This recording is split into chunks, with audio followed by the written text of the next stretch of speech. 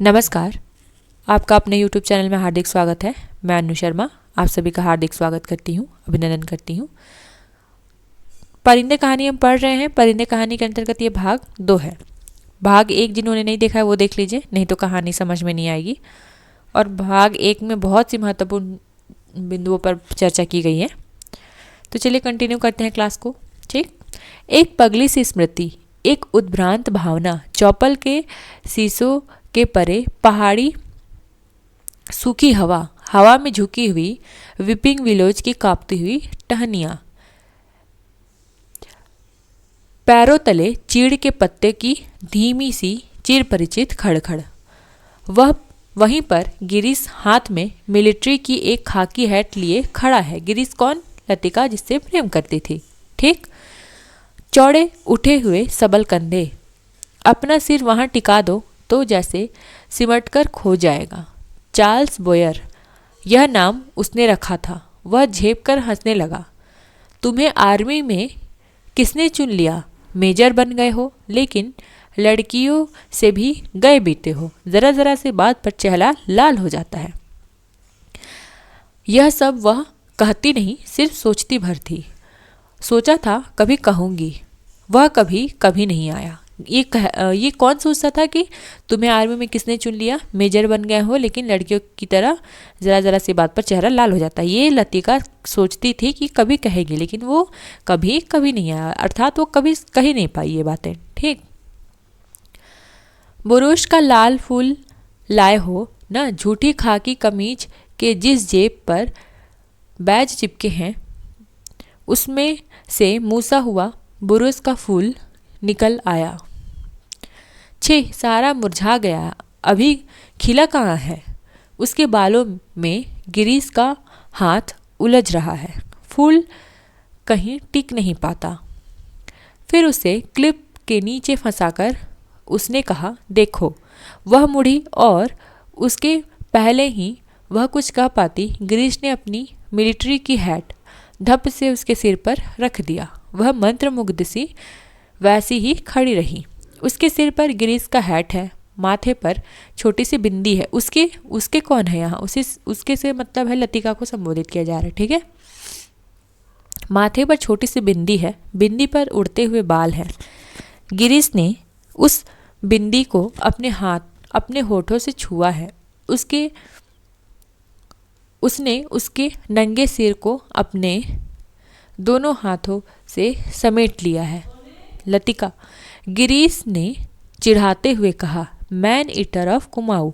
ये गिरीश में पहले हम चर्चा कर चुके हैं भाग 1 के अंतर्गत। लतिका को चिढ़ाने के लिए गिरीश क्या कहता था? Man eater of Kumaon. ठीक है, जिसका यह नाम गिरीश ने उसे चिढ़ाने के लिए रखा था। ध्यान में रखेंगे। ठीक है, गिरीश ने रखा था लतिका का यह नाम और चिढ़ाने के लिए। वह हंसने लगी। लतिका सुनो। गिरीश का स्वर कैसा हो गया था? ना, मैं कुछ भी नहीं सुन रही। लतिका, मैं कुछ महीनों से वापस लौट आऊँगा। मैं कुछ महीनों में वापस लौट आऊँगा। कौन कह रहा है? गिरीश कह रहा है। ठीक। ना, मैं कुछ नहीं सुन रही। किंतु वह सुन रही है।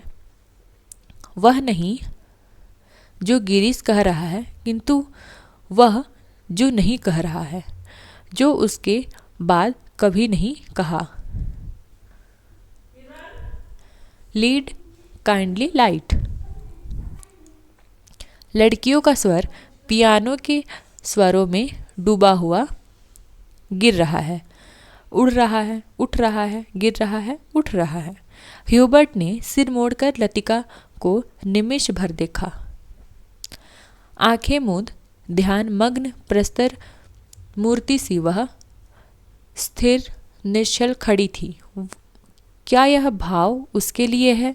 क्या लतिका ने ऐसे क्षणों में उसे अपना साथी बनाया है?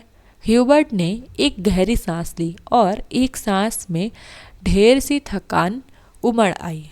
देखो, मिस वुड कुर्सी पर बैठे बैठे सो रही हैं। मिस वुड पहले ही मैं बता चुकी हूँ। मिस वुड कौन है? आप लोग मुझे कमेंट में बताइए, मिस वुड कौन है? इस पर हम चर्चा कर चुके हैं। ठीक। मिस वुड क्या कर रही हैं? कुर्सी पर बैठे बैठे सो रही हैं। ठीक है। डॉक्टर होठों में ही फुसफुसाया। यह डॉक्टर का पुराना मजाक था कि वह मिस वुड प्रार्थना करने के बहाने आंख मूंदे हुए नींद की झपकी लेती है। फादर एलमंड ने कुर्सी पर फैले अपने गाउन को समेट लिया और प्रेयर बुक बंद करके मिस वुड के कानों में कुछ कहा। पियानो का स्वर क्रमशः मंद पड़ने लगा। ह्यूबर्ट की उंगलियां ढीली पड़ने लगी। सर्विस के समाप्त होने से पूर्व मिस वुड ने ऑर्डर पढ़कर सुनाया। बारिश होने की आशंका से आज के कार्यक्रम में कुछ आवश्यक परिवर्तन करने पड़े थे। पिकनिक के लिए झूमा देवी के मंदिर में जाना संभव नहीं हो सका। कहाँ जाना था पिकनिक के लिए? 2 कार्य करने पड़ते थे छुट्टी होने के पहले। एक तो प्रेयर होता था और उसके बाद पिकनिक होती थी। तो पिकनिक के लिए कहाँ जाना था? झूला देवी मंदिर। किंतु बारिश के कारण वहाँ जाना संभव नहीं हुआ। इसलिए स्कूल में कुछ दूर मिडोज में ही सब लड़कियां नाश्ते करने के बाद जमा होंगी। कहाँ? मिडोज में। सब लड़कियों को दोपहर का लंच हॉस्टल किचन से ही ले जाना होगा। केवल शाम की चाय मिडोज में बनेगी। पहाड़ों की बारिश का क्या भरोसा। कुछ देर पहले धुआंधार बादल गरज रहे थे। सारा शहर पानी में भीगा ठिठुर रहा था। अब धूप में नहाता नीला आकाश धुंध की ओट से बाहर निकलता हुआ फैल रहा है। लतिका ने चौपल के बाहर आते हुए देखा। वीपिंग विलोज की भीगी शाखाओं से धूप में चमकती हुई बारिश की बूंदें टपक रही थीं।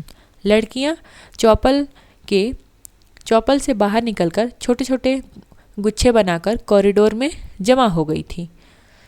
नाश्ते के लिए अभी पौने घंटा पड़ा था और उसमें से अभी कोई भी लड़की हॉस्टल जाने के लिए इच्छुक नहीं थी। छुट्टियां अभी शुरू नहीं हुई थी, किंतु शायद इसलिए वे इन चंद बचे कुचे क्षणों में अनुशासन के भीतर भी मुक्त होने का भरपूर आनंद उठा लेना चाहती थी। मिस वुड को लड़कियों का यह गुलगपाड़ अखड़ा, किंतु फादर एलमंड के सामने वह उन्हें डांट फटकार नहीं सकी।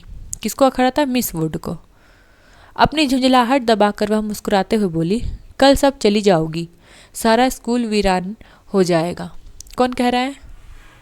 Miss would. ठीक। फादर एलमंड का लंबा ओजपूर्ण चेहरा चौपल की घुटी हुई गरमाई में लाल हो उठा था। कॉरिडोर के जंगलों पर अपनी छड़ी लटका कर वह बोले, छुट्टियों के पीछे हॉस्टल में कौन रहेगा? कौन बोल रहा है? एलमंड। पिछले 2-3 साल से मिस लतिका ही रह रही हैं और डॉक्टर मुखर्जी छुट्टियों में कहीं नहीं जाते। डॉक्टर तो सर्दी गर्मी यहीं रहते हैं। मिस वुड ने विस्मय से फादर की ओर देखा। वह समझ नहीं सकी कि फादर ने डॉक्टर का प्रसंग क्यों छेड़ दिया।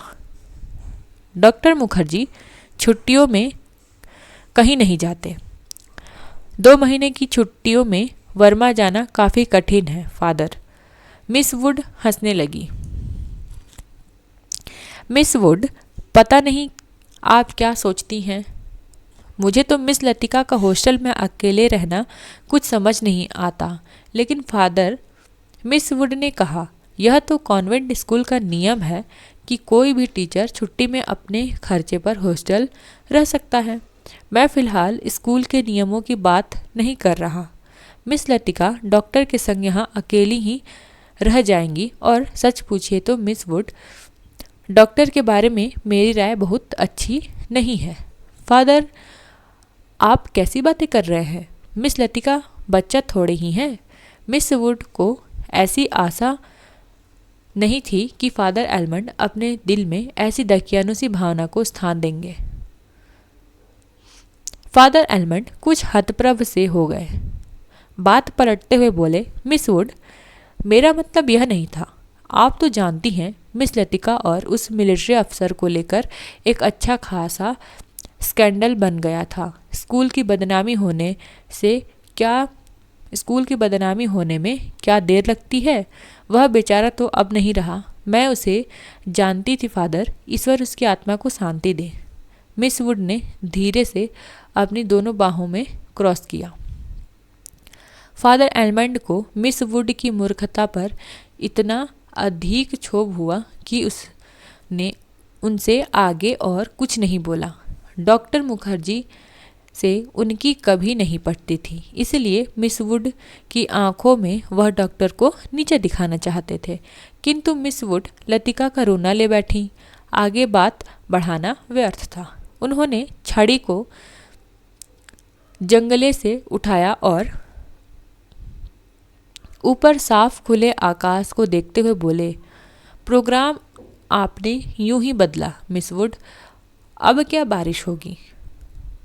ह्यूबर्ट अब चौपल से बाहर निकला तो उसकी आंखें चकाचौंध सी हो गईं। उसे लगा जैसे किसी ने अचानक ढेर सी चमकीली उबलती हुई रोशनी मुट्ठी में भरकर उसकी आंख में झोंक दी हो। पियानो के संगीत के सुर रुई के छुई मुई रेसों की भांति अब तक उसके मस्तिष्क की थमी मादी नसों में फड़फड़ा रहे थे। वह काफ़ी थक गया था। पियानो बजाने से उसके फेफड़े पर हमेशा भारी दबाव पड़ता, दिल की धड़कन तेज हो जाती थी। उसे लगता था संगीत के एक नोट से दूसरे नोट में उतारने के प्रयत्न में वह एक अंधेरी खाई पार कर रहा है। किसको लगता था? मिस ह्यूबर्ट को। आज चौपल में मैंने जो महसूस किया वह कितना रहस्यमय, कितना विचित्र था, ह्यूबर्ट ने सोचा।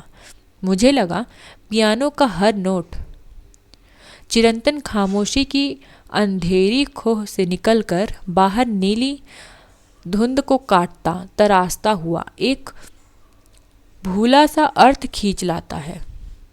गिरता हुआ हर बोझ एक छोटी सी मौत है, मानो घने छायादार वृक्ष की कपकपाती छायाओं में कोई पगडंडी गुम हो गई हो। एक छोटी सी मौत जो आने वाले सुरों को अपनी बची खुची गूंजों की सांसें समर्पित कर जाती हैं, जो मर जाती है किंतु मिट नहीं पाती। मिटती नहीं इसलिए मरकर भी जीवित है, दूसरे सुरों में लय हो जाती है। डॉक्टर, क्या मृत्यु ऐसे ही आती है? अगर मैं डॉक्टर से पूछूं तो वह हंसकर टाल देगा। मुझे लगता है वह पिछले कुछ दिनों से कोई बात छिपा रहा है। उसकी हंसी में जो सहानुभूति का भाव होता है वह मुझे अच्छा नहीं लगता। आज उसने मुझे स्पेशल सर्विस में आने से रोका था। कारण पूछने पर वह चुपचाप रहा था। कौन सी ऐसी बात है जिसे मुझसे कहने में डॉक्टर कतराता है? शायद मैं सक्की मिजाज होता जा रहा हूँ, और बात कुछ नहीं है। ह्यूबर्ट ने देखा लड़कियों की कतार स्कूल के हॉस्टल जाने वाली रास्ते पर नीचे उतरती जा रही है। उजली धूप में उसके रंग बिरंगे रिबन, हल्की आसमानी रंग की फ्रॉकें और सफ़ेद पेटियां चमक रही हैं। सीनियर कैम्ब्रिज की कुछ लड़कियों ने चौपल की वाटिका में गुलाब के फूल को तोड़कर अपने बालों में लगा लिया है। कंटोनमेंट के 3-4 सिपाही लड़कियों को देखते हुए अश्लील मजाक करते हुए हंस रहे हैं और कभी कभी किसी लड़की की ओर ज़रा झुककर सीटी बजाने लगते हैं। Hello mister Hubert. ह्यूबर्ट ने चौंक कर पीछे देखा। लतिका एक मोटा सा रजिस्टर बगल में दबाए खड़ी थी। आप अभी यहीं हैं? ह्यूबर्ट की दृष्टि लतिका पर टिकी रही। वह क्रीम रंग की पूरी बाहों की ऊनी जैकेट पहने हुए थी। कुमाऊनी लड़कियों की तरह लतिका का चेहरा गोल था। धूप की तपन से पका गेहुआ रंग कहीं कहीं हल्का सा गुलाबी हो आया था, मानो बहुत धोने पर भी गुलाबी के कुछ धब्बे इधर उधर बिखरे रह गए हों। उन लड़कियों के नाम नोट करने थे जो कल जा रही हैं, सो पीछे रुकना पड़ा। आप भी तो कल जा रहे हैं मिस्टर ह्यूबर्ट? अभी तक तो यही इरादा है। किसने कहा? ह्यूबर्ट ने। यहाँ रुककर भी क्या करूँगा? आप स्कूल की ओर जा रही हैं, चलिए। पक्की सड़क पर लड़कियों की भीड़ जमा थी, इसलिए वे दोनों पोलो ग्राउंड की चक्कर काटती हुई पगडंडी से नीचे उतरने लगे। हवा तेज हो रही थी। चीड़ के पत्ते हर झोंके के संग टूट टूट कर पगडंडियों पर ढेर लगाते जा रहे थे। ह्यूबर्ट रास्ता बनाने के लिए अपनी छड़ी से उन्हें बुहारता दोनों ओर बिखेर देता था। लतिका पीछे खड़ी हुई देखती रहती थी। अल्मोड़ा की ओर से आती हुई छोटे छोटे बादल रेशमी रुमालों से उड़ते हुए सूरज के मुंह पर लिपटते जा रहे थे, फिर हवा में बह निकलते थे। इस खेल में धूप कभी मंद फीकी सी पड़ जाती, कभी अपना उजला आंचल खोलकर समूचे शरीर को अपने में समेट लेती थी। लतिका तनिक आगे निकल गई। ह्यूबर्ट की सांस चढ़ाई थी और धीरे धीरे हाँफता हुआ पीछे आ रहा था। जब वे पोलो ग्राउंड के पवेलियन को छोड़कर सिमेट्री के दाईं ओर मुड़े तो लतिका ह्यूबर्ट की प्रतीक्षा करने के लिए खड़ी हो गई। उसे याद आया, छुट्टियों के दिन में जब कभी कमरे में अकेले बैठे बैठे उसका मन ऊब जाता था तो वह अक्सर टहलते हुए सिमेट्री तक चली जाती थी। उससे सटी पहाड़ी पर चढ़कर वह बर्फ के ढके देवदार वृक्षों को देखा करती थी, जिसकी झुकी हुई शाखों में रुई के गोलों सी बर्फ नीचे गिरा करती थी। नीचे बाजार जाने वाली सड़क पर बच्चे स्लेज पर फिसला करते थे। वह खड़ी खड़ी बर्फ में छिपा हुआ उस सड़क का अनुमान लगाया करती थी जो फादर एलमंड के घर से गुजरती हुई मिलिट्री अस्पताल और डाकघर से होकर चर्च की सीढ़ियों तक जाकर गुम हो जाती थी।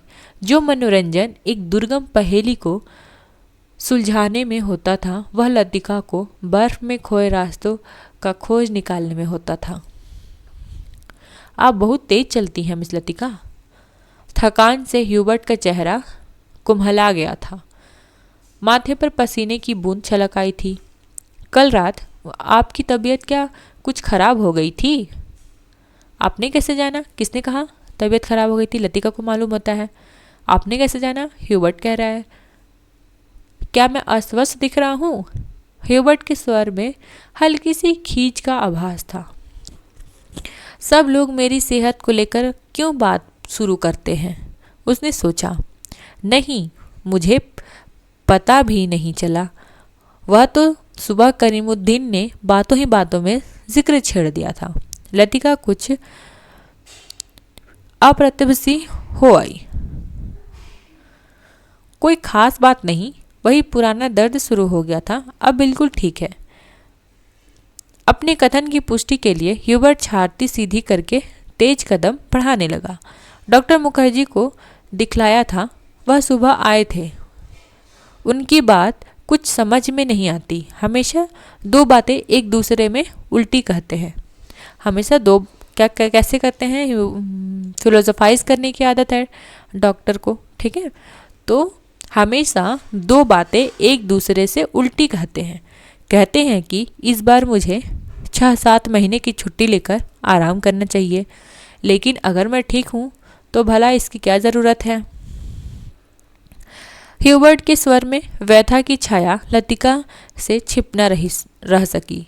बात को टटोलते हुए उसने कहा, आप तो नाहक चिंता करते हैं मिस्टर ह्यूबर्ट। आजकल मौसम बदल रहा है, अच्छे भले आदमी तक बीमार हो जाते हैं। ह्यूबर्ट का चेहरा प्रसन्नता से दमकने लगा। उसने लतिका को ध्यान से देखा। वह अपने दिल का संयम मिटाने के लिए निश्चित हो जाना चाहता था कि लतिका उसे केवल दिलासा देने के लिए तो झूठी बातें नहीं बोल रही। यही तो मैं सोच रहा था मिस लतिका, डॉक्टर की सलाह सुनकर मैं डर ही गया। भला 6 महीने की छुट्टी लेकर मैं अकेला क्या करूँगा? स्कूल में तो छोटे बच्चों के संग मन लग जाता है। सच पूछो तो दिल्ली में यूँ 2 महीने की छुट्टी काटना भी दूभर हो जाता है। मिस्टर ह्यूबर्ट, कल आप दिल्ली जा रहे हैं? लतिका चलते चलते हठात ठिठक गई। सामने पोलो ग्राउंड फैला था, जिसके दूरी और मिलिट्री के ट्रंकें कंटोनमेंट की ओर जा रही थी। ह्यूबर्ट को लगा जैसे लतिका की आंखें अधमुंदी सी खुली रह गई हैं, मानो पलकों पर एक पुराना भूला सा सपना सरक गया है। मिस्टर ह्यूबर्ट, आप दिल्ली जा रहे हैं? इस बार लतिका ने प्रश्न नहीं दोहराया। उसके स्वर में एक असीम दूरी का भाव घिराया। बहुत अरसा पहले मैं दिल्ली गई थी मिस्टर ह्यूबर्ट। तब मैं बहुत छोटी थी। लतिका दिल्ली कब गई है? जब वो बहुत छोटी थी। न जाने कितने बरस बीत गए। हमारी मौसी का ब्याह वहीं हुआ था। बहुत सी चीज़ें देखी थी, लेकिन अब तो सब कुछ धुंधला सा पड़ गया है। इतना याद है कि हम कुतुब पर चढ़े थे, सबसे ऊंची मंजिल से हमने नीचे झांका था। न जाने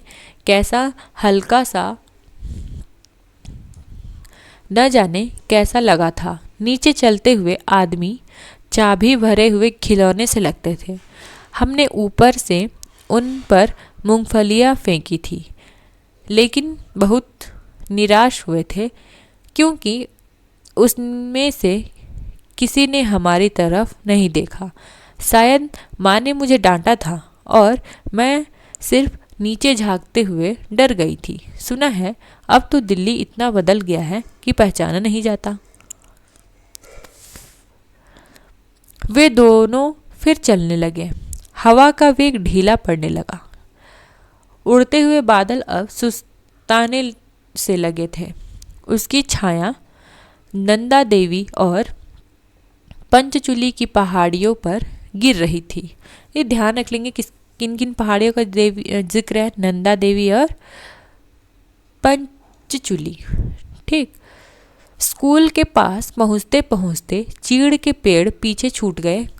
कहीं कहीं खुबानी के पेड़ों के आसपास बुरुस के लाल फूल धूप में चमक रह जाते थे। स्कूल तक आने से उन्होंने पोलो ग्राउंड का लंबा चक्कर लगा दिया था।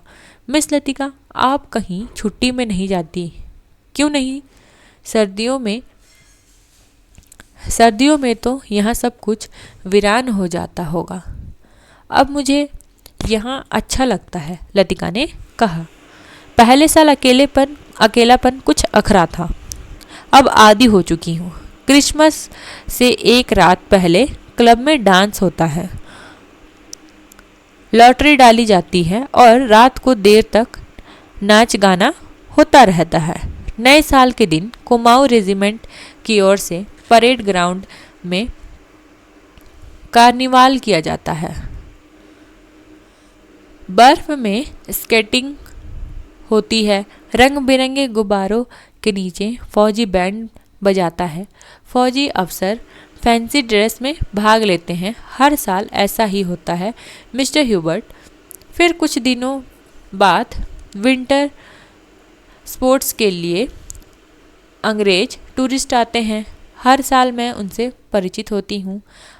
वापस लौटते हुए वे हमेशा वादा करते हैं कि अगले साल भी आएंगे, पर मैं जानती हूँ कि वे नहीं आएंगे।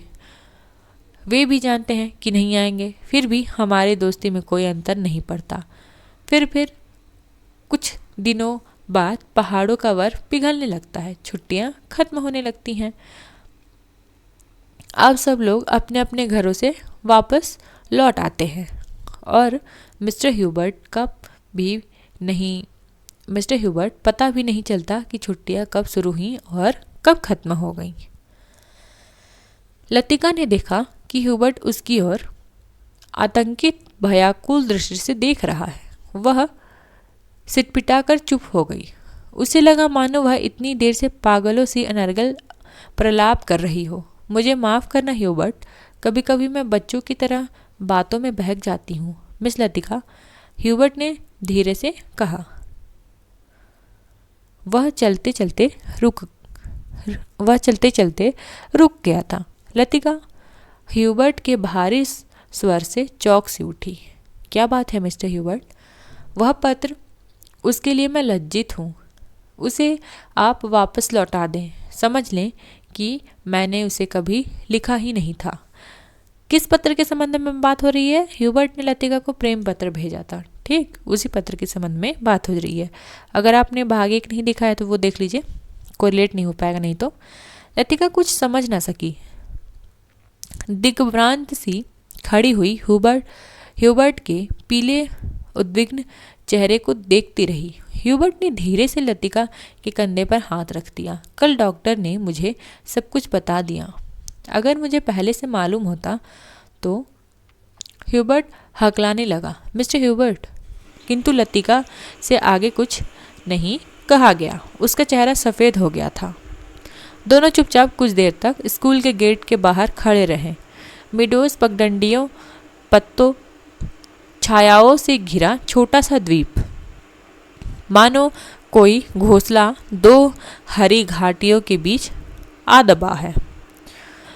भीतर घुसते ही पिकनिक के काले आग से झुलसे हुए पत्थर, अधजली टहनियाँ, बैठने के लिए बिछाए गए पुराने अखबार के टुकड़े इधर उधर बिखरे हुए दिखाई दे जाते हैं। अक्सर टूरिस्ट पिकनिक के लिए यहाँ आते हैं। मिडोज को बीच में काटता हुआ टेढ़ा मेढ़ा बरसाती नाला बह रहा है, जो दूर से धूप में चमकता हुआ सफ़ेद रिबन सा दिखाई पड़ता है।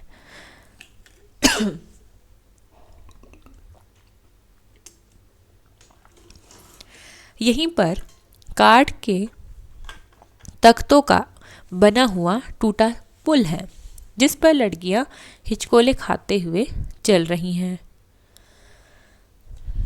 डॉक्टर मुखर्जी, आप तो सारा जंगल जला देंगे। मिस वुड ने अपनी ऊंची एड़ी के सैंडल से जलती हुई दियासलाई को दबा डाला, जो डॉक्टर ने सिगार सुलगा कर चीड़ के पत्तों के ढेर में फेंक दी थी। वे नाले से कुछ दूर हटकर चीड़ के 2 पेड़ों से गुथी हुई छाया के नीचे बैठे थे। कौन? डॉक्टर मुखर्जी। उसके सामने एक छोटा सा रास्ता नीचे पहाड़ी गांव की ओर जाता था, जहां पहाड़ की गोद में शकरपारों के खेत एक दूसरे के नीचे बिछे हुए थे। दोपहर के सन्नाटे में भेड़ बकरियों के गलों में बंधी हुई घंटियों का स्वर हवा में बहता हुआ सुनाई दे जाता था। घास पर लेटे लेटे डॉक्टर सिगार पीते रहे। डॉक्टर की आग कभी देखी है? जंगल की आग कभी देखी है मिस वुड? एक अलमस्त नशे की तरह धीरे धीरे फैल जाती है। आपने कभी देखी है डॉक्टर? मिस वुड ने पूछा। मुझे तो बड़ा डर लगता है। बहुत साल पहले शहर को जलते हुए देखा था। डॉक्टर लेटे हुए आकाश की ओर ताक रहे थे। एक एक मकान ताश के पत्तों की तरह गिरता जाता। दुर्भाग्यवश ऐसे अवसर देखने को बहुत कम आते हैं। आपने कहाँ देखा डॉक्टर? लड़ाई के दिनों में अपने शहर रंगून को जलते हुए देखा था। डॉक्टर थे कहाँ से? वर्मा से थे। ठीक है, जापानियों के आक्रमण के बाद वो भाग आए थे। मिस वुड की आत्मा को ठेस लगी, किंतु फिर भी उनकी उत्सुकता शांत नहीं हुई। आपका घर, क्या वह भी जल गया था? डॉक्टर कुछ देर तक चुपचाप लेटा रहा। हम उसे खाली छोड़कर चले आए थे। मालूम नहीं बाद में क्या हुआ। अपने व्यक्तिगत जीवन के संबंध में कुछ कहने में डॉक्टर को कठिनाई महसूस होती है। ये हम पहले ही पढ़ चुके हैं कि अपने व्यक्तिगत जीवन के संबंध में वह किसी को बताना नहीं चाहते हैं और किसी को इसके संबंध में जानकारी है भी नहीं। डॉक्टर, क्या आप कभी वापस वर्मा जाने की बात नहीं सोचते? डॉक्टर ने अंगड़ाई ली और करवट बदलकर औंधे मुंह लेट गए। उनकी आंखें मुंद गई और माथे पर बालों की लटें झूल आईं। सोचने से क्या होता है मिस वुड? जब वर्मा में था तब क्या कभी सोचा था कि यहाँ आकर उम्र काटनी होगी?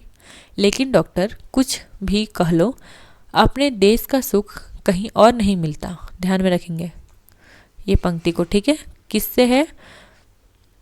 अपने देश का सुख कहीं और नहीं मिलता है। ध्यान में रखेंगे। तो ये परिंदे कहानी से लिया गया है, ठीक। यहाँ तुम चाहे कितने भी वर्ष रह लो, अपने को हमेशा अजनबी ही पाओगे। कौन कह रहा है? Miss would. डॉक्टर ने सिगार के धुएं को धीरे धीरे हवा में छोड़ दिया। दरअसल अजनबी तो मैं वहाँ भी समझा जाऊंगा मिस वुड। इतने वर्षों बाद मुझे कौन पहचानेगा? इस उम्र में नए सिरे से रिश्ता जोड़ना काफ़ी सिरदर्द का काम है। कम से कम मेरे बस की बात तो नहीं है। लेकिन डॉक्टर, आप कब तक इस पहाड़ी कस्बे में पड़े रहेंगे? इसी देश में रहना है तो किसी बड़े शहर में प्रैक्टिस शुरू कर दीजिए। प्रैक्टिस बढ़ाने के लिए कहाँ कहाँ भटकता फिरूंगा मिस वुड। वहाँ रहो, जहाँ रहो वहीं मरीज मिल जाते हैं। यहाँ आया था कुछ दिन के लिए, बड़ी मुद्दत हो गई और टिक गया। जब कभी जी उबेगा कहीं चला जाऊंगा। जड़ें कभी नहीं जमती तो पीछे भी कुछ नहीं छूट जाता। मुझे अपने बारे में कोई गलतफहमी नहीं मिस वुड, मैं सुखी हूँ। मिस वुड ने डॉक्टर की बात पर विशेष ध्यान नहीं दिया। दिल में हमेशा डॉक्टर को उच्छृंखल, लापरवाह और सनकी समझती रही हैं, किंतु डॉक्टर के चरित्र में उनका विश्वास है, न जाने क्यों। क्योंकि डॉक्टर ने जाने अनजाने में उसका कोई प्रमाण दिया हो, यह उन्हें याद नहीं पड़ता। मिस वुड ने एक ठंडी सांस भरी। वह हमेशा यह सोचती थी कि यदि डॉक्टर इतना आलसी और लापरवाह न होता तो अपनी योग्यता के बल पर काफ़ी चमक सकता था। इसलिए उन्हें डॉक्टर पर क्रोध भी आता था, वह दुख भी होता था। मिस वुड ने अपने बैग से ऊन का गोला और सिलाई निकाली, फिर उसके नीचे से अखबार में लिपटा हुआ चौड़ा कॉफ़ी का डब्बा उठाया। उसमें अंडों की सैंडविचें और हैमबर्गर्स दबे हुए थे। थर्मस से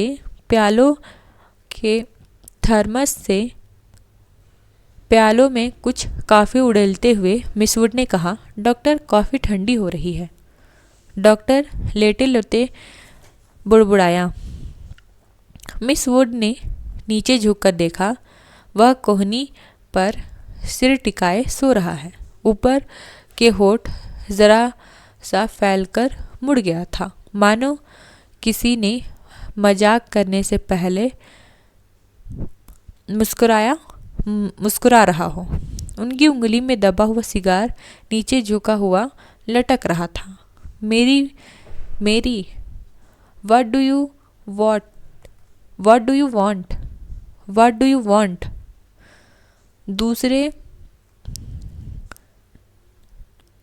दूसरे स्टैंडर्ड में पढ़ने वाली मेरी ने अपनी चपल आंखें ऊपर उठाईं।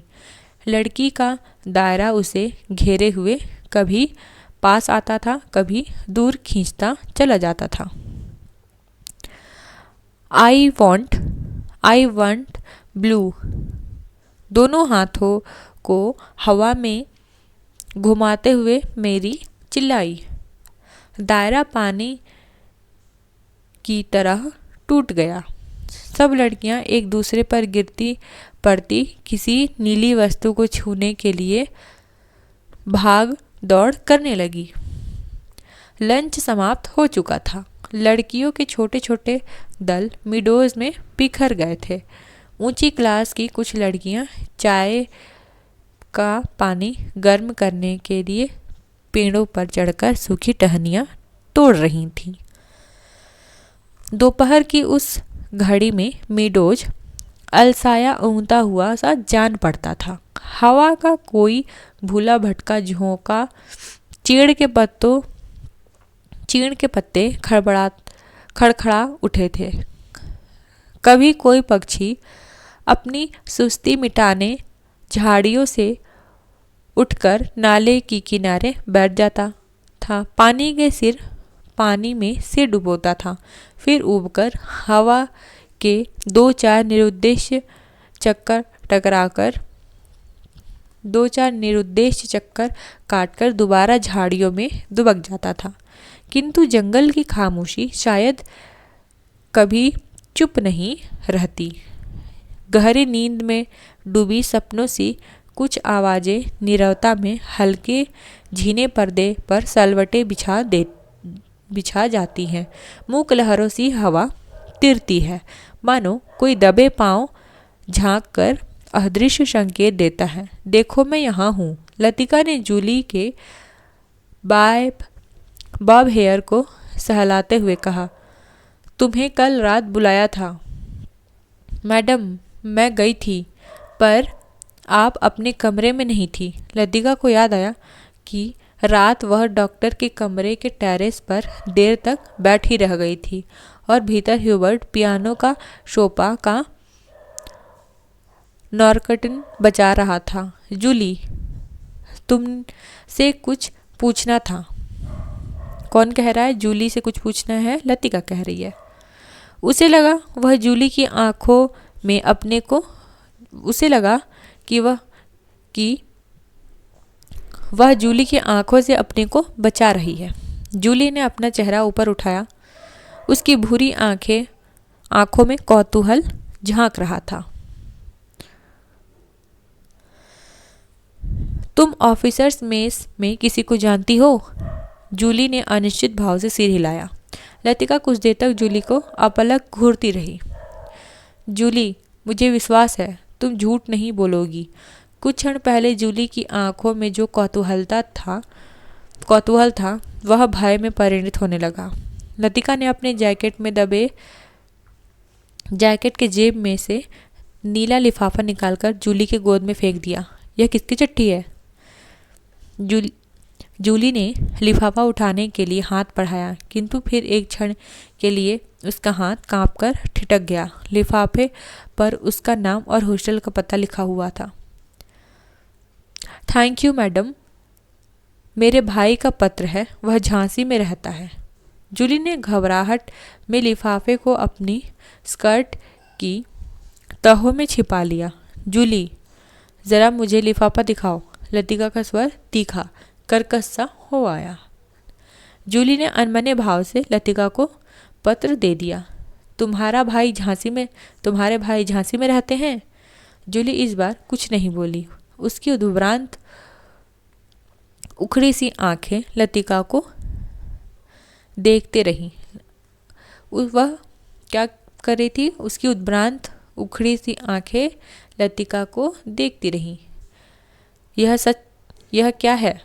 जूली का चेहरा सफ़ेद फक पड़ गया। लिफाफे पर कुमाऊं रेजिमेंट सेंटर की मुहर उसकी ओर घूर रही थी।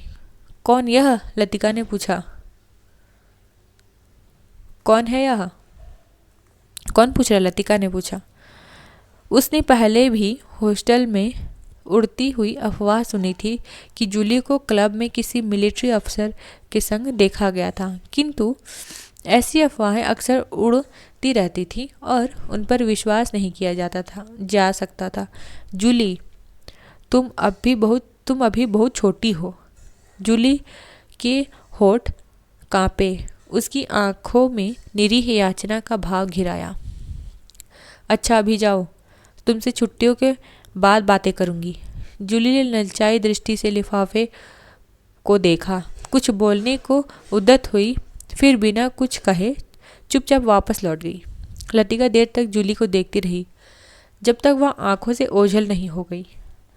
क्या मैं किसी खूसट बुढ़िया से कम हूँ? अपने अभाव का बदला क्या मैं दूसरों से ले रही हूँ? शायद, कौन जाने, शायद जूली का यह प्रथम परिचय हो, यह उस अनुभूति से जिसे कोई लड़की बड़े चाव से संजोकर संभाल कर अपने में छिपाए रहती है। एक अनिर्वचनीय सुख जो पीड़ा लिए है, पीड़ा और सुख में डुबोती हुई उमड़ते ज्वर की खुमारी जो दोनों को अपने में समो लेती है। एक दर्द, एक आनंद से उपजा है और पीड़ा देता है। यही इसी देवदार के नीचे उसे भी यही लगा था। जब गिरीश ने पूछा था, तुम चुप क्यों हो? वह आंखें मूंद सोच रही थी। सोच कहाँ रही थी, जी रही थी उस क्षण को जो भय और विस्मय के बीच भिंचा था। बहका सा पागल क्षण। वह अभी पीछे मुड़ी तो गिरीश की नर्वस मुस्कुराहट दिखाई दे जाएगी। उस दिन से आज दोपहर तक का अतीत एक दुख स्वप्न की मानिंद टूट जाएगा। वही देवदार है जिस पर उसने अपने बालों की क्लिप से गिरीश का नाम लिखा था। ये हम पहले ही पढ़ चुके हैं कि किस वृक्ष पर लिखती है लतिका अपने बालों के क्लिप से गिरीश का नाम, तो वो देवदार के वृक्ष पर लिखती है। ठीक, पेड़ की छाल उतरती नहीं थी, क्लिप टूट टूट जाता था। तब गिरीश ने अपने नाम के नीचे उसका नाम लिखा था। गिरीश ने क्या किया था? उस गिरीश के नाम के नीचे लतिका का नाम लिखा था। जब कभी कोई अक्षर बिगड़कर टेढ़ा मेढ़ा हो जाता था, वह हंसती थी और गिरीश का कांपता हाथ और भी कांप जाता था। लतिका को लगा कि जो वह याद करती है वही भूलना भी चाहती है, लेकिन जब सचमुच भूलने लगती है तो उसे भय लगता है कि जैसे कोई उसकी किसी चीज़ को उसके हाथों से छीने लिए जा रहा है, ऐसा कुछ जो सदा के लिए खो जाएगा। बचपन में जब वह कभी अपने खिलौने को खो देती थी तो वह गुमसुम सी होकर सोचा करती थी, कहाँ रख दिया मैंने।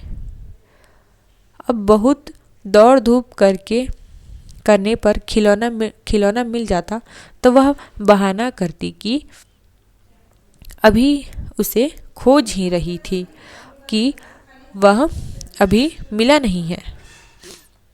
जिस स्थान पर खिलौना रखा होता, जानबूझकर उसे छोड़कर घर के दूसरे कोनों में उसे खोजने का उपक्रम करती है। तब खोई हुई चीज याद रहती, इसलिए भूलने का भय नहीं रहता। आज वह बचपन के खेल का बहाना क्यों नहीं कर पाती? बहाना शायद करती है, उसे याद करने का बहाना जो भूलता जा रहा है। दिन महीनों बीत जाते हैं और वह उलझती रहती है। अनजाने में गिरीश का चेहरा धुंधला पड़ता जाता है। याद वह करती है, किंतु जैसे किसी पुराने तस्वीर के धूल भरे शीशे को साफ कर रही हो। अब वैसा दर्द नहीं होता, सिर्फ उसको याद करती है जो पहले कभी होता था। तब उसे अपने पर ग्लानि होती है। वह फिर जानबूझकर उस घाव को कुरेदती है जो भरता जा रहा है। खुद ब खुद उसकी कोशिश के बावजूद भरता जा रहा है। देवदार पर खुदे हुए अधमिटे नाम लतिका की ओर निस्तब्ध निरीह भाव से निहार रहे हैं। मीडोज के घने सन्नाटे में नाले पार से खेलती हुई लड़कियों की आवाज़ें गूंज रही हैं। What you want? What do you want? What do you want? तितलियाँ, झिंगुर, जुगनू मीडोज पर उतरती हुई सांस की छाया में पता नहीं चलता कौन आवाज़ उसकी है। दोपहर के समय उसकी आवाज़ को अलग अलग पहचाना जा सकता था। अब वे एक स्वरता की अविरल धारा में घुल गई है। घास से अपने पैरों को पोंछता हुआ कोई रेंग रहा है। झाड़ियों की झुरमुट में से पैरों को फड़फड़ाता हुआ कोई झपट कर कोई ऊपर से उड़ जाता है, किंतु ऊपर देखो तो कहीं कुछ नहीं है। मिडोज के झरने का गड़गड़ाहट स्वर जैसे अंधेरी सुरंग में झपाटे से ट्रेन गुजर गई हो और देर तक उसमें पटरियां और पहियों की चीत्कार गूंज रही हो। पिकनिक कुछ देर तक और चली, किंतु बादलों की तहें एक दूसरे पर चढ़ ही जा रही थी। पिकनिक का सामान बटोरा जाने लगा। मिडोज के चारों ओर बिखरी हुई लड़कियां मिस वुड के इर्द गिर्द जमा होने लगी। अपने संग वे अजीबोगरीब चीजें बटोर लाई थी। कोई किसी पंछी के टूटे पंख को बालों में लगाए हुए थी। किसी ने पेड़ की टहनियों को चाकू से छीलकर छोटी सी बेत बना ली थी। ऊंची क्लास की कुछ लड़कियों ने अपने अपने रुमाल में नाले से पकड़ी हुई छोटी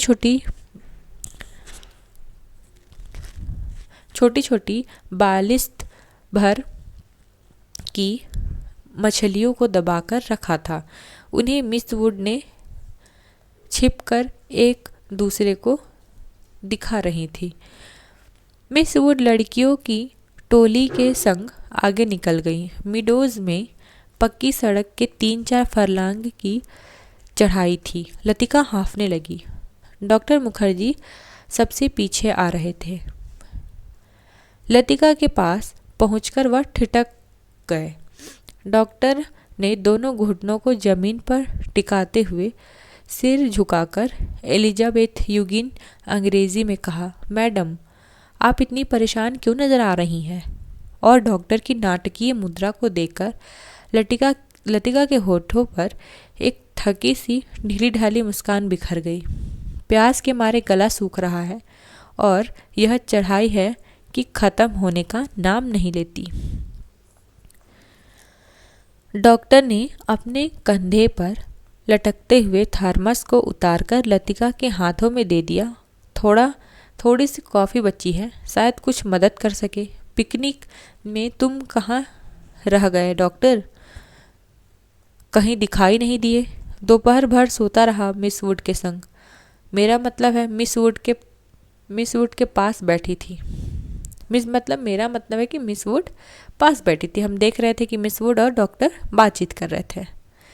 मुझे लगता है मिस वुड मुझसे मोहब्बत करती हैं। कोई भी मजाक करते समय डॉक्टर की मूंछों के कोनों को चबाने की आदत है। क्या कहती हैं? लतिका ने थर्मस से कॉफ़ी के मुंह में उड़ेल दिया। शायद कुछ कहती हैं, लेकिन बदकिस्मती से बीच में ही मुझे नींद आ गई। मेरी जिंदगी के खूबसूरत प्रेम प्रसंग कमबख्त इस नींद के कारण अधूरे रह गए। कौन कह रहा है? डॉक्टर कह रहा है। ठीक। इस दौर में जब दोनों बातें कर रहे थे, उसके पीछे मिडोज और मोटर रोड के संग चढ़ती हुई चीड़ और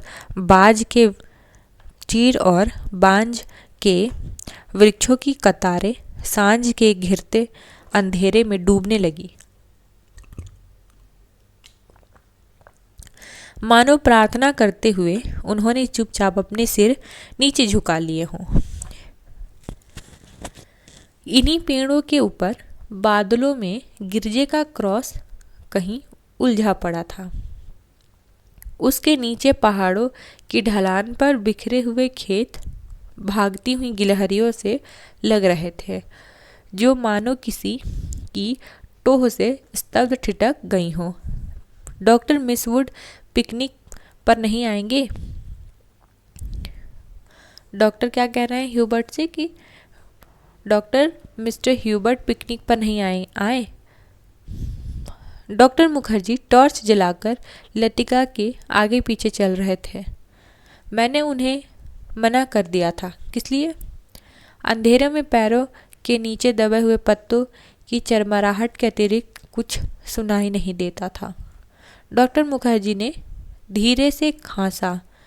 पीछे कुछ दिनों से मुझे संदेह होता था कि ह्यूबर्ट की छाती का दर्द शायद मामूली दर्द नहीं है। डॉक्टर थोड़ा सा हंसा, जैसे उसे अपनी यह गंभीरता अरुचिकर लग रही हो।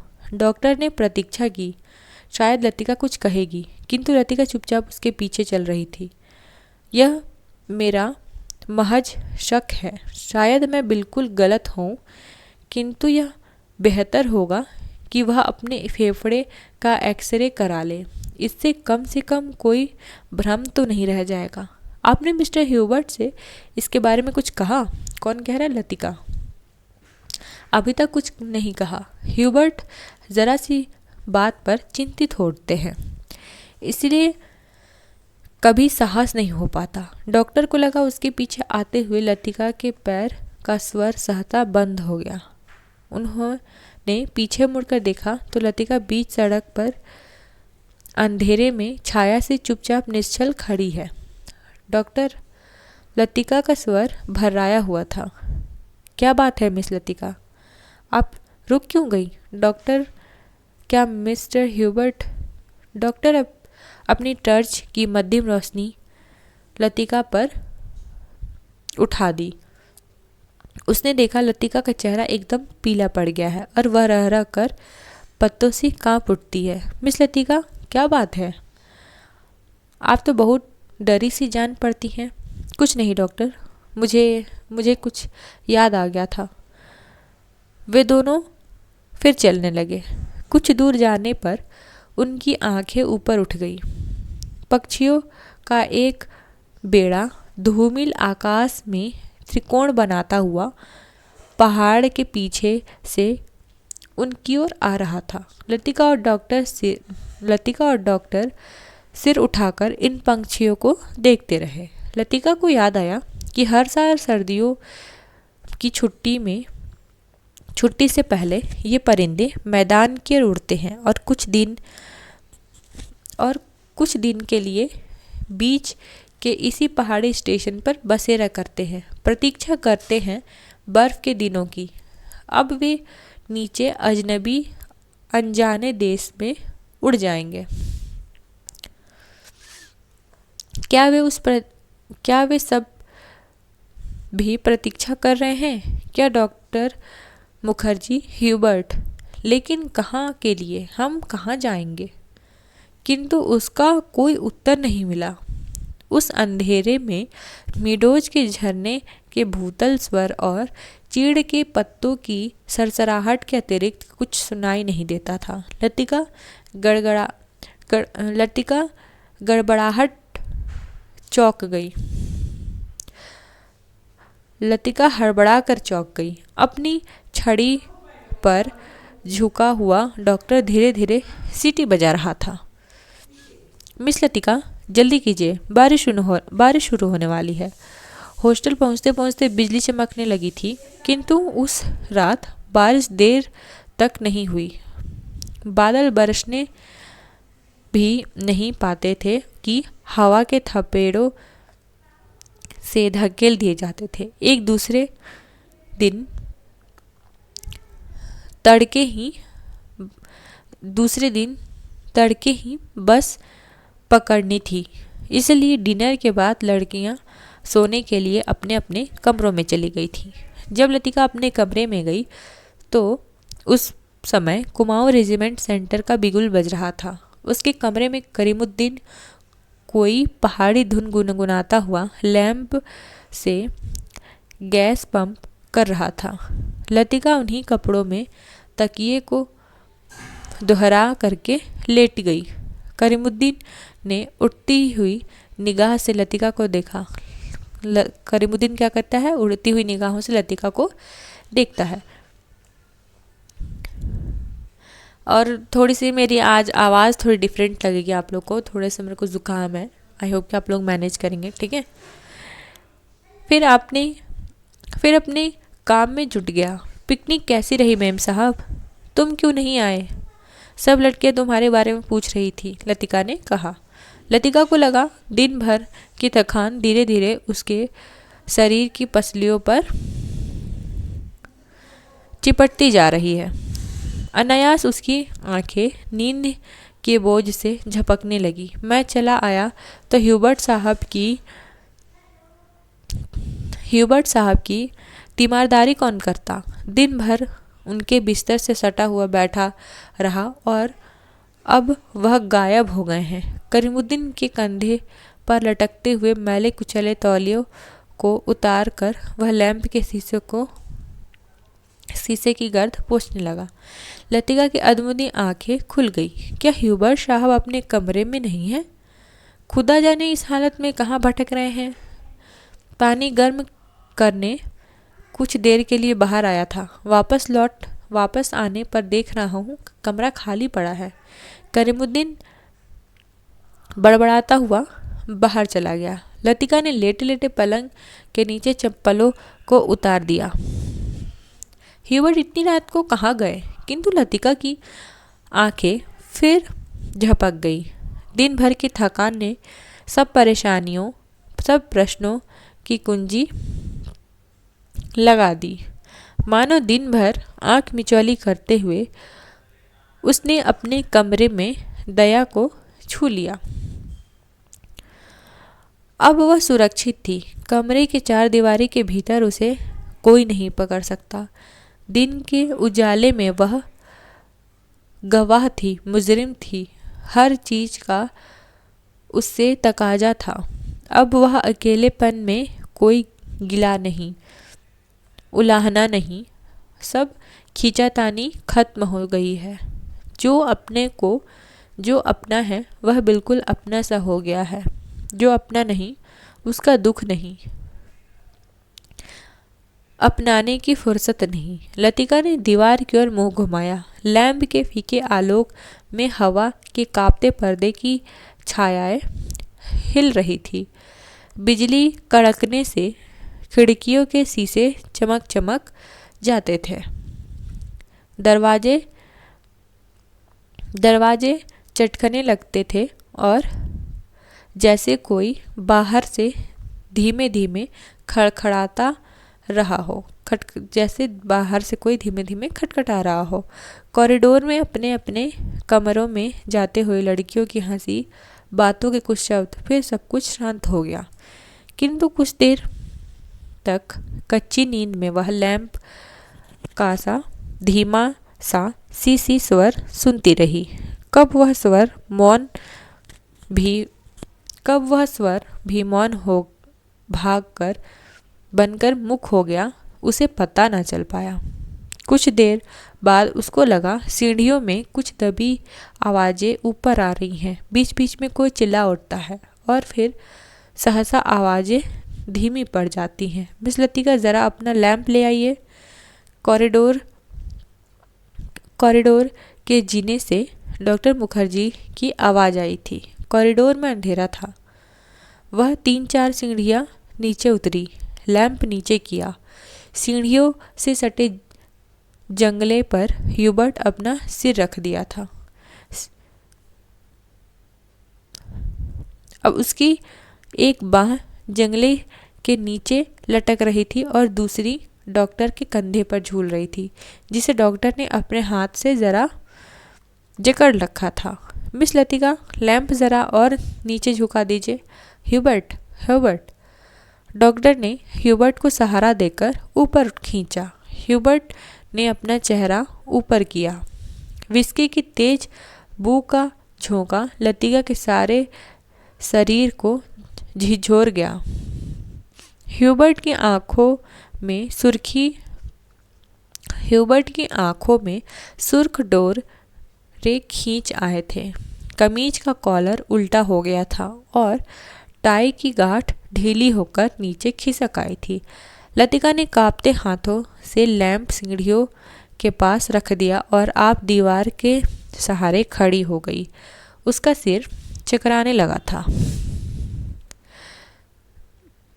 In a back lane of the city, there is a girl who there is a girl who love me। Hubert हिचकियों के बीच गुनगुना रहा था। Hubert please please. डॉक्टर ने ह्यूबर्ट के लड़खड़ाते शरीर को अपनी मजबूत गिरफ्त में ले लिया था। मिस लतिका, आप लैंप लेकर आगे आइए। लतिका ने लैंप उठाया। दीवार पर उन तीनों की छायाएं डगमगाने लगी। In a back lane of the city there is a girl who love me. Hubert doctor Mukherjee के कंधों पर सिर टिकाए अंधेरी सीढ़ियों पर उल्टे सीधे पैर रखता चढ़ता जा रहा था। डॉक्टर, हम कहाँ हैं? ह्यूबर्ट सहसा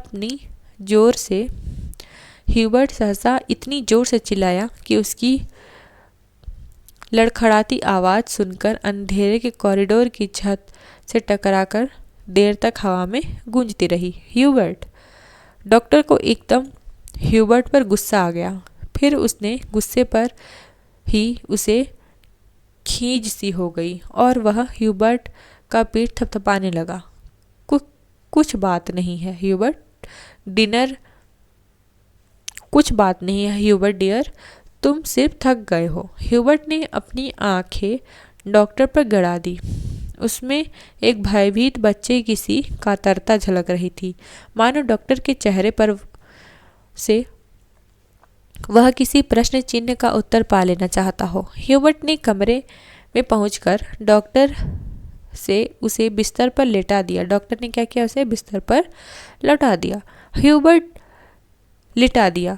ह्यूबर्ट ने बिना किसी विरोध के चुपचाप जूते मोजे उतरवा दिए।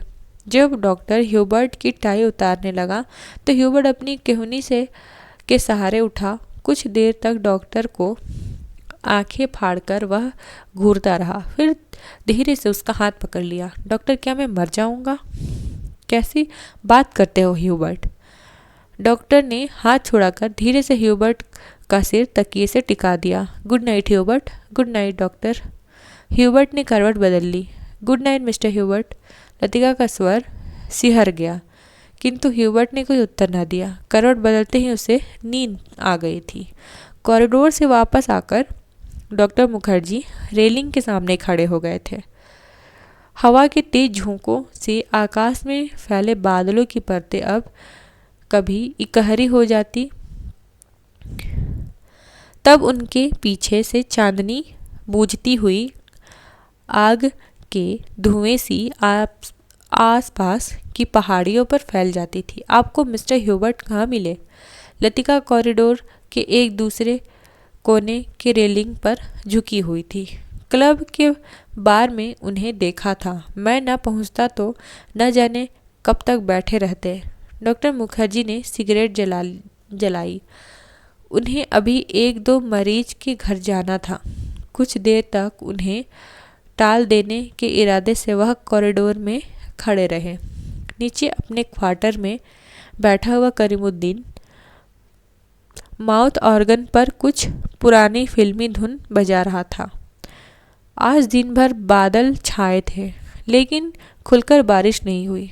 क्रिसमस तक शायद मौसम ऐसे ही रहेगा।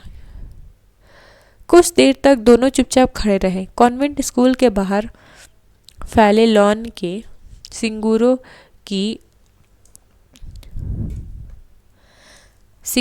की अनवरत स्वर चारों ओर फैलकर निस्तब्धता को और भी अधिक घना कर रही थी। कभी कभी ऊपर मोटर रोड पर कुछ कुत्तों की रियाहट सुनाई पड़ती थी। डॉक्टर, कल रात आपने ह्यूबर्ट से कुछ कहा था मेरे बारे में? कौन कह रहा है? लतिका कह रही है। ठीक है, वही जो सब लोग जानते हैं और ह्यूबर्ट जिसे जानना चाहता था नहीं जानता था। डॉक्टर ने लतिका की ओर देखा। वह जड़वत और विचलित रेलिंग पर झुकी हुई थी। वैसे हम सबकी अपनी अपनी जिद होती है। कोई छोड़ देता है, कोई आखिरी तक चिपका रहता है। डॉक्टर मुखर्जी अंधेरे में मुस्काए। उनकी मुस्कुराहट में सूखा सा विरक्ति का भाव था। कभी कभी मैं सोचता हूँ मिस लतिका कि किसी चीज़ को न जानना यदि गलत है तो जानबूझकर न भूल पाना, हमेशा के लिए जोंक की तरह उससे चिपटे रहना, यह बात भी गलत है। बहुत ही महत्वपूर्ण पंक्ति है, ये ध्यान रखेंगे, ठीक है। कौन कह रहा है? डॉक्टर कह रहे हैं। किससे कह रहे हैं? मिस लतिका से, कि किसी चीज़ से चिपके रहना भी क्या है? गलत है। बर्मा से आते हुए मेरी पत्नी की मृत्यु हो गई थी। मुझे अपनी ज़िंदगी बेकार सी लग रही थी। आज इस बात को अरसा गुजर गया और जैसा आप देख रही हैं मैं जी रहा हूँ। उम्मीद है कि काफ़ी अरसे और जीऊँगा। ज़िंदगी काफ़ी दिलचस्प लगती है और यदि उम्र की मजबूरी ना होती तो मैं शायद दूसरी शादी करने में भी न हिचकिचाता। कौन कह रहा है? ये डॉक्टर कह रहा है, ठीक। इसके बावजूद कौन कह सकता है कि मैं अपनी पत्नी से प्रेम नहीं करता था? आज भी करता हूँ। लेकिन डॉक्टर, लतिका का गला रूंध आया था। क्या मिस लतिका? डॉक्टर, सब कुछ होने के बावजूद वह क्या चीज़ है जो हमें चलाए चलती है? हम रुकते हैं। बहुत महत्वपूर्ण पंक्ति है, ये भी ध्यान रखेंगे। सब कुछ होने के बावजूद वह क्या चीज़ है जो हमें चलाए चलती है? हम रुकते हैं तो भी अपने रेले में वह हमें घिसट ले जाती है। लतिका को लगा कि वह आगे कहना चाहती है पर कह नहीं पा रही। जैसे अंधेरे में कुछ खो गया है जो मिल नहीं पा रहा, शायद कभी मिल नहीं पाएगा। यह तो आपको फादर एलमंड ही बता सकेंगे मिस लतिका। डॉक्टर की खोखली हंसी ने उसका पुराना सनकीपन उभर आया था। अच्छा, चलता हूँ मिस लतिका, मुझे काफ़ी देर हो गई है। डॉक्टर ने दियासलाई जलाकर घड़ी को देखा। Good night miss Latika. Good night doctor. Doctor के जाने पर लतिका कुछ देर तक अंधेरे में रेलिंग से सटी खड़ी रही। हवा चलने से कॉरिडोर में जमा हुआ कोहरा सिहर उठा था। शाम को सामान बांधते हुए लड़कियों ने अपने अपने कमरे के सामने जो पुरानी कॉपियाँ, अखबारें और रद्दी का ढेर लगा दिए थे, वे सब अब अंधेरे के कॉरिडोर में हवा के झोंकों से इधर उधर बिखरने लगी थी। लतिका ने लैंप उठाया और अपने कमरे की ओर जाने लगी। कॉरिडोर पर चलते हुए उसने देखा जूली के कमरे में प्रकाश की एक पतली रेखा दरवाजे के बाहर खींच आई है। लतिका को कुछ याद आया। वह कुछ क्षणों तक सांस रोके जूली के कमरे के बाहर खड़ी रही। कुछ देर बाद उसने दरवाज़ा खटखटाया। भीतर से कोई आवाज़ नहीं आई। लतिका ने दबे हाथों से हल्का सा धक्का दिया। दरवाज़ा खुल गया। जूली लैंप बुझाना भूल गई थी।